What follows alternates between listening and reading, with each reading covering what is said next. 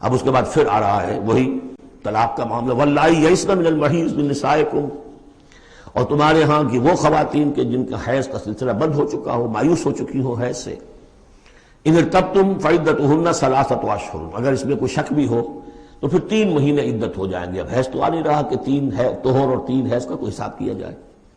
واللائی لم یحضن، اور وہ ابھی بچپن میں نکاح ہو گیا کیونکہ ہو جاتا تھا، اور ابھی بچی کو جو ہے وہ ابھی ایام شروع ہی نہیں ہوئے ہیں، تو اب ان کی عدت کیسے ہوگی اگر ان کو طلاق دے دی گئی؟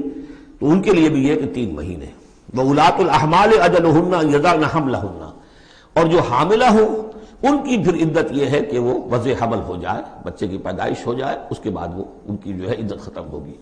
یہ بھی ہو سکتا ہے کہ پورے 8 مہینے لگ جائیں، 9 مہینے لگ جائیں، 4 مہینے ہو، 6 ہو، واللہ اعلم۔ وَمَن يَتَّقِ اللَّهَ، پھر دیکھیے تقویٰ، وَمَن يَتَّقِ اللَّهَ يَجْعَل لَّهُ مِنْ أَمْرِهِ يُسْرًا، جو اللہ کا تقویٰ اختیار کرتا ہے اللہ اس کے کاموں میں آسانی پیدا کر دیتا ہے۔ فَسَنُيَسِّرُهُ لِلْيُسْرَىٰ،